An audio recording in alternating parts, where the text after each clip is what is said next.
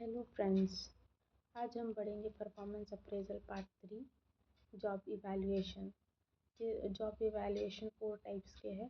First है ranking method, second है grading method, third है पॉइंट मेथड एंड फोर्थ है फैक्टर कंपैरिजन मेथड। फर्स्ट है रैंकिंग मेथड। रैंकिंग मेथड में हम जॉब एनालिसिस करेंगे। फर्स्ट सॉरी फर्स्ट है रैंकिंग मेथड, जिसमें हम उसके सब पॉइंट्स देखेंगे। फर्स्ट सब पॉइंट है जॉब एनालिसिस, सेकंड है prepare job description on basis of job analysis, third है ranking of jobs in ascending order by factors जैसे कि burden of work, difficulty faced while working, responsibility engrossed, supervision and leadership required of subordinates whether job is monotonous, education experience required, working environment, training required for job performance, probable waste and their consequences, coordination with other departments। Ranking method में हम सबसे पहले job analysis करेंगे।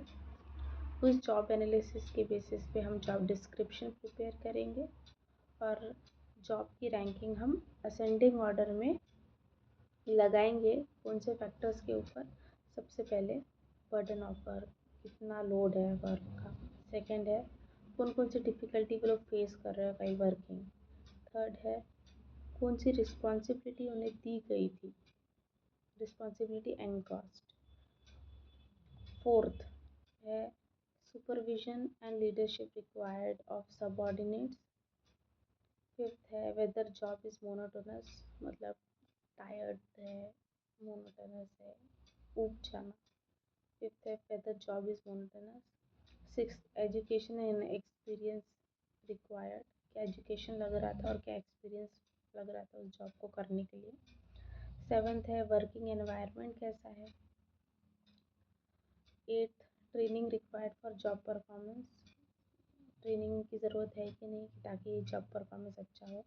Ninth है probable waste and their consequences. Tenth है coordination with other departments कैसे करना है। तो ये है रैंकिंग मेथड। सेकंड है grading method. These grades are product of job analysis. जो भी हमने जॉब एनालिसिस किया है उसके बेसिस पे हम ग्रेड करेंगे। The grade these grades are product of job analysis. हर एक जॉब हम रिव्यू करेंगे जॉब डिस्क्रिप्शन के हिसाब से और जॉब स्पेसिफिकेशन के हिसाब से। Each job reviewed by job description and job specification, then it is place under grades already prepared. तो सबसे पहले हम जो भी जॉब एनालिसिस हमने किया है, ठीक है, उसके हिसाब से हम ग्रेड तैयार करेंगे। The grade this grades are product of job analysis. हर एक जॉब को हम रिव्यू करेंगे by JD and JS, by job description and job specification. और फिर एक बार हर एक जॉब रिव्यू हो गया बाय जेडी एंड जेएस, फिर हम उसको प्लेस करेंगे under grades already prepared. These grades are product of job analysis. Each job reviewed by JD and JS and then it is place under grades, then it is place under grades already prepared. तो उसको बोलते हैं grading method. ये कहाँ apply होता है? Government employees class 1, class 2, class 3, class 4। This simplify salary administration. ठीक है, तो रैंकिंग मेथड के बाद ग्रेडिंग मेथड आता है, क्योंकि रैंकिंग मेथड में हमें जॉब एनालिसिस करना पड़ता है, जॉब डिस्क्रिप्शन प्रिपेयर करना पड़ता है जॉब एनालिसिस के हिसाब से, और फिर जॉब्स को रैंकिंग देनी पड़ती है इन असेंडिंग ऑर्डर बाय फैक्टर्स के हिसाब से। ठीक है, बाद में ग्रेडिंग मेथड आता है क्योंकि because this grades are product of job analysis. Third है point method. Based on factors and sum total of all points. Factor 1 हम लेंगे जैसे एजुकेशन। ठीक है, तो हमने दिया एजुकेशन को 2 पॉइंट। 2 पॉइंट मतलब 2 पार्ट्स में पॉइंट दिया है, पॉइंट 15, पॉइंट 30। तो पॉइंट 15 कौन सा स्किल रिक्वायर्ड था, रीड एंड राइट। और पॉइंट 30 में स्किल क्या रिक्वायर्ड था, mathematical calculation. Similarly for factor 2 जैसे कि training, responsibility, coordination, job conditions etcetera.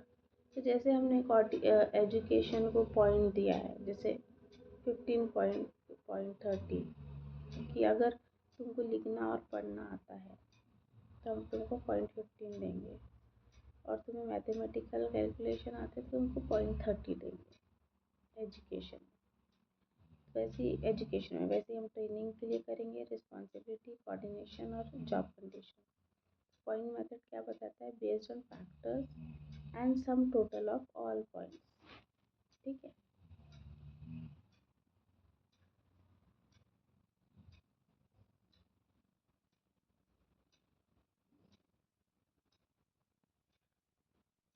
उसको बोलते हैं point method, based on factors and sum total of all points and sum total of all points.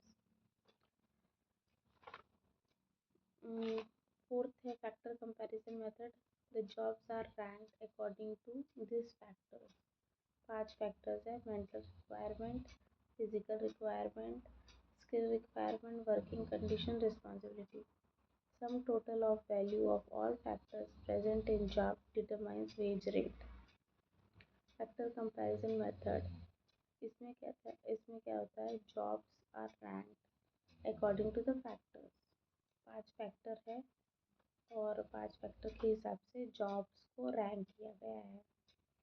पहला है मेंटल रिक्वायरमेंट, सेकंड है physical requirement, third है skill requirement, fourth है working condition और fifth है रिस्पॉन्सिबिलिटी।